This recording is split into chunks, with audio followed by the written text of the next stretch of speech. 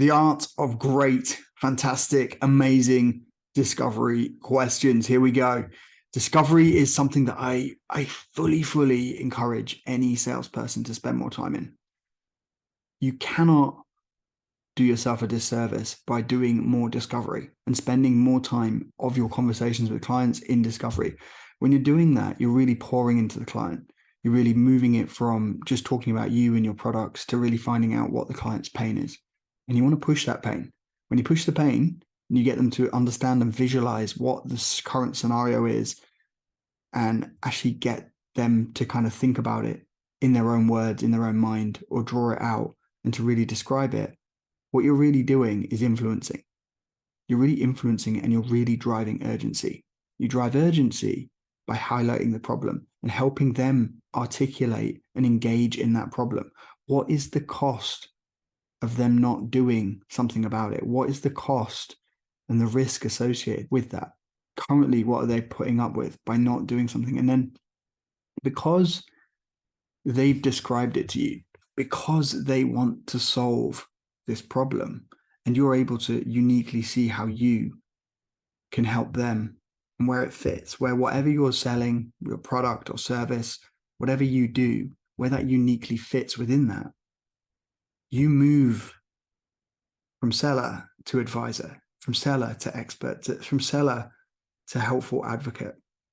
And remember, the client is teaching you, and at the same time, they're teaching themselves. And that's where they start to convince themselves that, hey, we do have a problem here, and this needs to be addressed.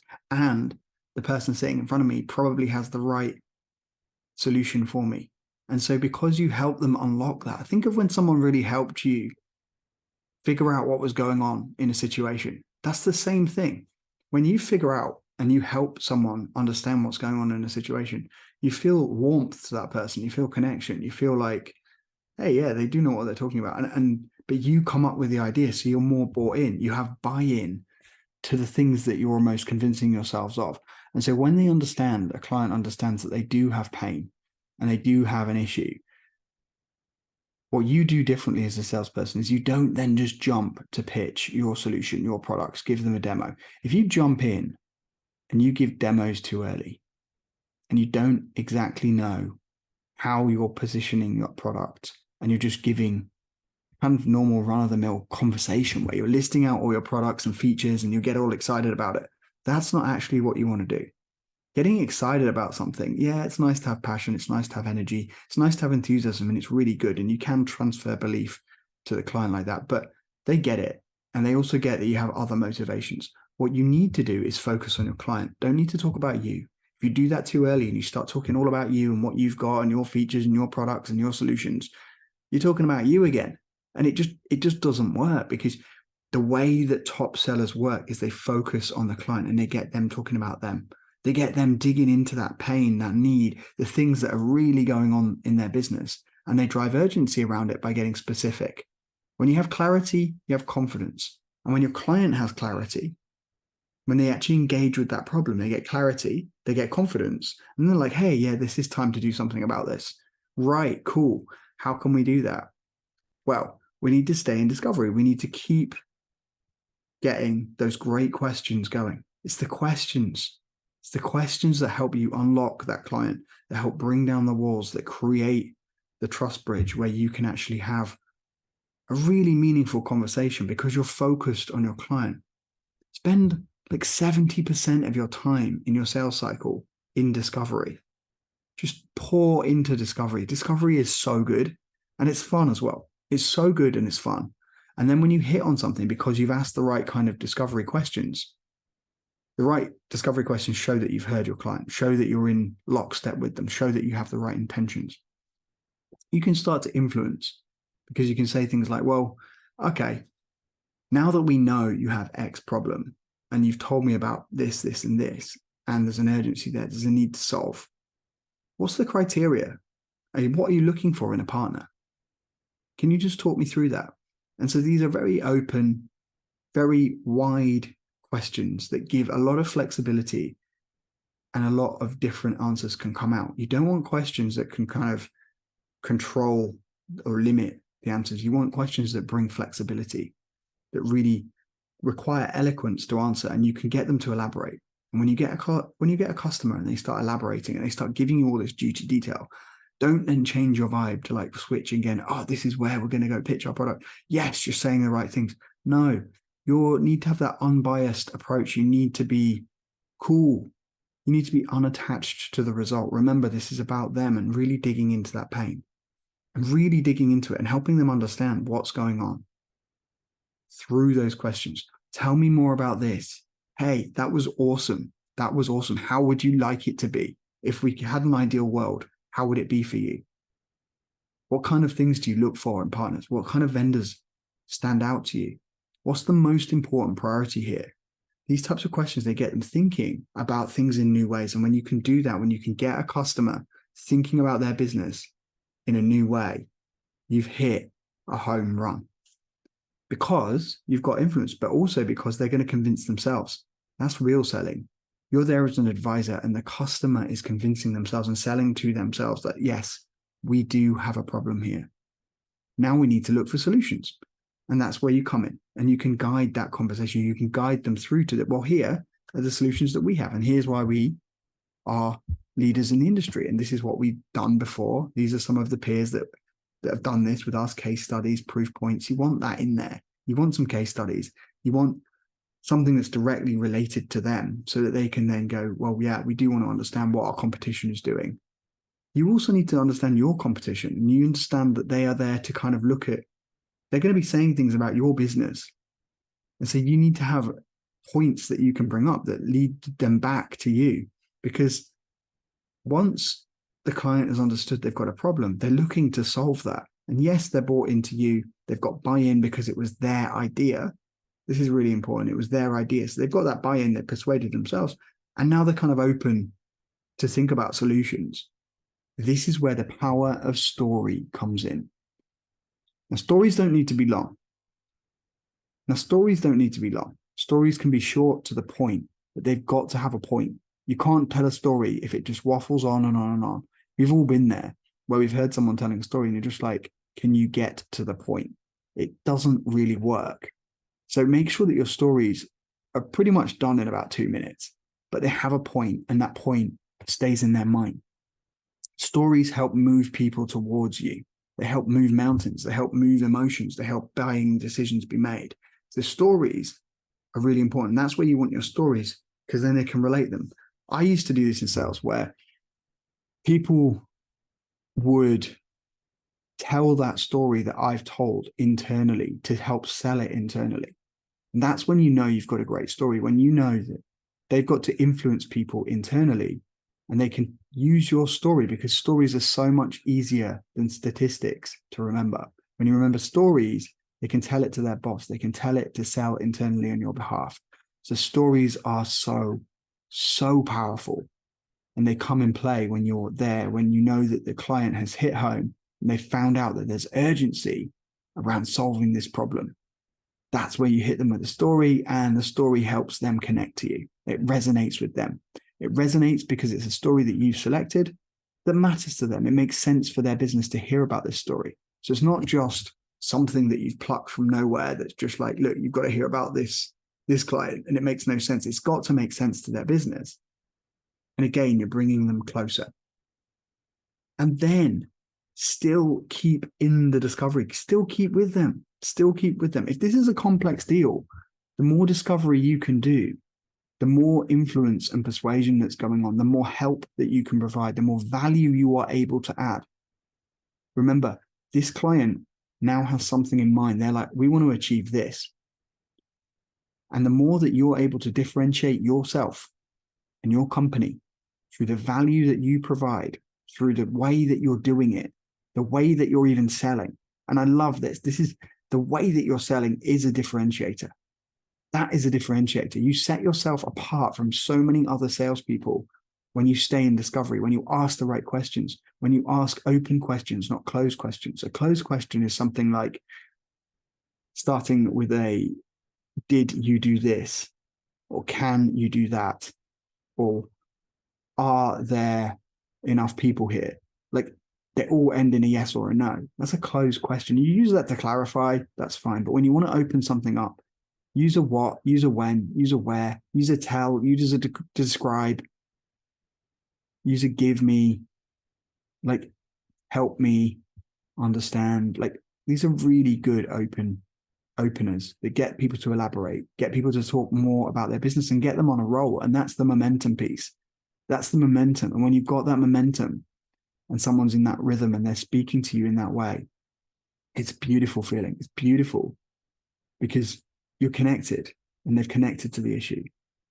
And then you can drive home on that issue and really speak to how you solve that pain point that they have. How do you solve that? And the way you do that is the differentiator. How you're selling and being in the interaction is the key differentiator. Even just spending that time in discovery and not jumping into your product demo is a differentiator, because everybody else that they see will jump in and talk about them. Let me tell you about what we do. Let me tell you about our demo. Look at our features. Look at what we can do. Look at all the awards we won. Yes, that's really good stuff. And that's the patter, but it doesn't differentiate you from anyone else. And it's forgettable. We want to make an impact. We are momentum sellers. We want to make an impact. We want to leave people better off, and we want to give them value in every interaction. So how do we do that? We have to stand out. We have to differentiate. We differentiate with the power of our stories. And sometimes that means telling stories where we didn't win, where we failed. Sometimes that means telling a client, hey, look, I was in this situation before with this kind of client, with a client just like you, and we didn't go down this route. We didn't do this, and it didn't work out. And you can really show your vulnerability in that moment because you're not attached to the result. The result being, I need to sell you on this product. I need you to understand. No, you're not attached to, I need to make the sale. You're giving value. And that's what you're attached to. And your intention is to serve in that way as a momentum seller. And you create momentum because you're doing things that don't promote resistance. You do things that promote attraction. You do things that keep opening up the conversation, keep bringing more rich goods out of the conversation that the other salespeople in the competitors aren't going to be able to do, aren't doing, and aren't spending time on. So when they then come in and present, they do that, just that. They come in, they sit down, they do a couple questions of discovery, they move on, they present, and the client can see a massive difference between how they're interacting with them and how you interacted with them. It's so big because you will have taken them through some stuff. They will have taught you about their business. So the buy-in is huge. They understand the difference, that you really care about solving their problem and not just pitching your products. And if you can do something memorable, whether it's that's leaving a drawing. In my old company years ago, we used to draw things out. We used to grab the notebook of the customer and we used to draw out the deal. So they have it there forever as a reference point. Draw it out with the numbers, all the breakdown. We're sharing something that's almost like a P&L. It was almost like how we make our money. But that experience left the customer with something that they could go back to. They could use it to sell internally. They could use it to feel knowledgeable, and they could use it as a reference point. And that is something that the competitors weren't doing. It's something that they would come in and pitch, but then they wouldn't give the mechanics of how the deal works. What's the deal structure? And having that as a unique differentiator, when you provide that knowledge and that expertise to someone about how that uniquely addresses their problem, and you leave it with them, it's a massive gesture. It's a massive gesture. And that kind of gesture, it transcends relationships. It builds long-term partnerships. It makes the difference. It makes the difference, the differentiator in how you did it.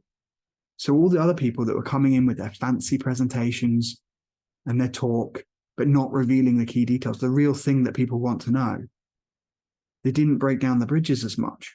They didn't make the connection.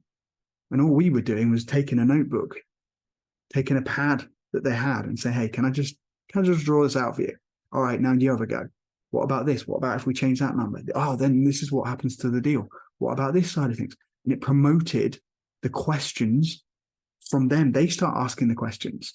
So then they're doing discovery in your discovery, and you get more details from them because you've left this visual with them, because you've left this example, because you've gone there, because you went there and you helped them understand how this works and the mechanics of it. You gave them something that not everyone else gives. they start giving better questions and better answers as a result. And you can also ask questions off the back of that would be hard to ask if you hadn't have taken that notepad and done the drawing and explained it in that way. So sometimes you've got to get creative in this way, that it's just breaking out of that mold of what we're taught or what we think is great sales. Because it's not. Great sales is not just walking in, ask a couple of questions, do a bit of small talk, whack out the laptop, let's go, slick presentation. Wasn't it awesome? Aren't we great? You get it, I get it. Oh, smiles all around, hugs, embraces, let's go. And they leave the room and the client is actually none the wiser, and you haven't attached your product or value to their pain. You haven't attached it. So there's no attachment. It's just like, yeah, these guys are great presenters. They're great talking through their product. They know their stuff, but they don't actually know. We don't know if they solve their pain. Whereas the other guys, when you go in, you're going in a whole different way. And you blow competition out the water this way. This is where you create massive urgency and massive momentum, which is what we want. Momentum is always what we're trying to create here, both in the buyer and the customer psychology, and both with you and the number of deals you can do and the number of touch points you can have and the number of spheres of influence you can be in, and your team feel that. So you've all got this buzzing momentum going on, and you roll from conversation to conversation. And because these conversations are fruitful, because you spend time in discovery and you don't rush the process to jump in and pitch and talk about you, they're so great. They're so good. And so you take that energy into the next one, and it becomes a model, the momentum sales model. It becomes a model for how you do everything. It becomes a model for every conversation. So discovery. The art of discovery is in the way you do it, the questions you ask, which bring down the walls, and then leaving something behind that makes you memorable. The way you do it should make you memorable. And also, if you can, just break that mold, break out of it, and do not rush into demo or pitching too early. Really hone in on trying to find out what matters to this business the most. What is their biggest problem right now? What's their biggest challenge? And really, that's just the top, right? It's this, right? Well, that's just the theme. Whatever they say, that's just the theme. We need to make more sales, right? That's just the theme, more sales. How can we do that? How do you currently go about that? What's your process for making more sales? What have you already discovered about making sales? Where are you losing money? Is it margin or revenue that you're after? What has worked in terms of partnerships? What has worked before? What are you thinking about? Where are you thinking to go? Where are you losing money? How will your competitors do it? What is your process for doing this? Can you guide me through that? Can you elaborate more on that?